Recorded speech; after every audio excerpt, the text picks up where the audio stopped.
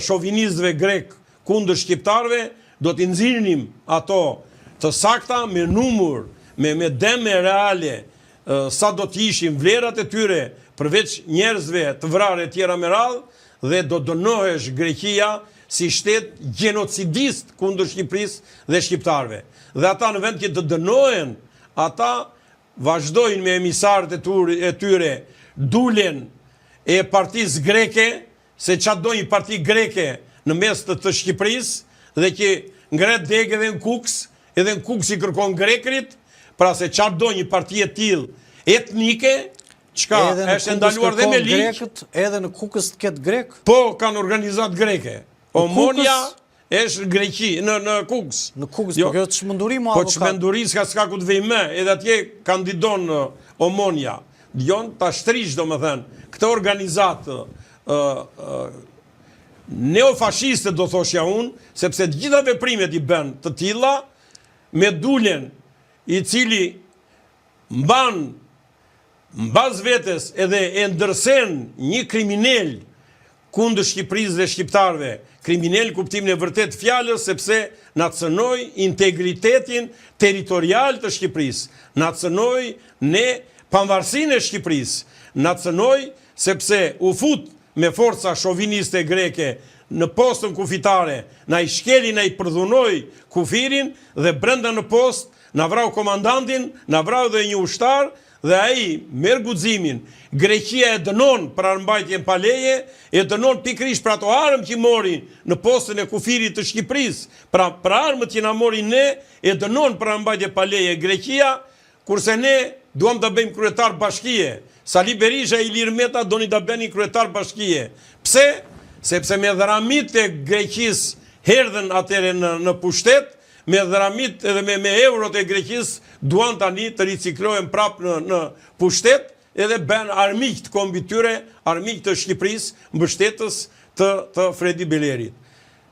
Kur shikoj gropën e Zverkut merr vota me Omonia edhe Dulja, sikurse e tregoi dhe 11 maj, apo siç e treguan dhe zgjedhjet e pushtetit vendor, kur doli kryetar Vanjel Taho, sepse Himara edhe gjithë Shqipëria deri në gjirin e Artës e Shqipëri, nuk ka Greqi deri në gjirin e Artës. Çamëria e Shqipëri, Çamëria do t'i bashkohet Shqipërisë. Se s'bën do t'i bashkohet. Është trolli jon, është toka jon, është gjaku jon. Nuk mund të zgjasi shumë gjenocidi që ti bën, forca që ti ke, mbështetja që ti ke, edhe që abuzon me një popull liridashës dhe i therr, edhe në barku i nenave u anëzirë fëmijët dhe u avret, edhe pastaj do t'i mbash me dhun këto teritore. Nuk mund të mbaje kurrë në kurrës. Historia është histori, gjaku është gjak, Zoti e ka bërë Shqipërinë deri te gjiri i Artës dhe më kot synojnë që të vinë grekrit tek Vorjo e Piri në Thojza, sepse Himara ka qenë dhe është Shqipëria më e pastër, Labria më e pastër, trualli më i pastër shqiptar. Avokat, ju më prekët pak me gjitha këto zhvillime, por edhe me çështjet cilat lidhen drejt për drejt me aktualitetin politik.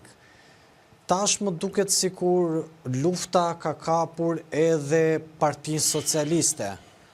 Po të marrë disa raste ku Erion Braçe ka shpërthyer sepse e lëvizin kudo, njëre eqi nga Lushnja, njëre eqi nga Njësia 5, ai ndjet si i pafuqishëm vetëm vërtet në Facebook. Në anën tjetër, Velia i dërgon mesazhe, po fola unë, do të ketë breaking news. E shikojnë që po plas dhe brenda Partisë Socialiste ka një krisje, sepse Velia i sot e kemi pas sekurave. Në anën tjetër, Velia i nuk respektoi në asnjë moment apo atë çfarë vendosi Këshilli Bashkiak për shkarkimin e tij dhe për ta dëgjuar, dhe duket sikur dhe Velia i po jep mesazhet kundra Ramës. Shikon një luftë në PS të mundshme dhe çfarë po ndodh në këto momente brenda PS-s? Erion Velia është pasekurave, se e donte pasekurave Sali Berisha. Edhe Sali Berisha vuri në veprim Nesti Angonin e parë, i cili ishte Gabrieli, edhe vajti e bleu bashkë me atë qimin e syrit. Kush është Gabrieli? Po Gabrieli është ai italiani që bëri shpifjen famoze, sikur Velia edhe bashkë me Gabrielin e Italisë. Sa për informacion Nesti Angoni ka çuar dhe Albana Vokshin spak. Tani Jo, nuk mund të jetë Berisha i njëjti. Ta çoj deri në fund. Po. Ma dëgjoj deri në fund. Pra, ky Gabrieli, që ishte Nesti Angoni i parë, para zgjedhjeve si kryetar bashkie në 2023-shin, donte që të mos vendose i kandidatura e Erion Velis Saliu, sepse ishe i bindur që do të kishte një humbje katastrofale në Tiranë, sikur se e pati faktikisht. Dhe vuri në veprim pra këtë Gabrielin me atë shpifjen monstruoze, sikur kish vajtur Velia, edhe dinte Gabrieli se kish qenë tavolin gjoja me Velin, edhe kish gjuar vetë ku do blishin inceneratorët në Rumani e tjera, edhe për ta bërë pjesë të aferës e inceneratorëve Velin.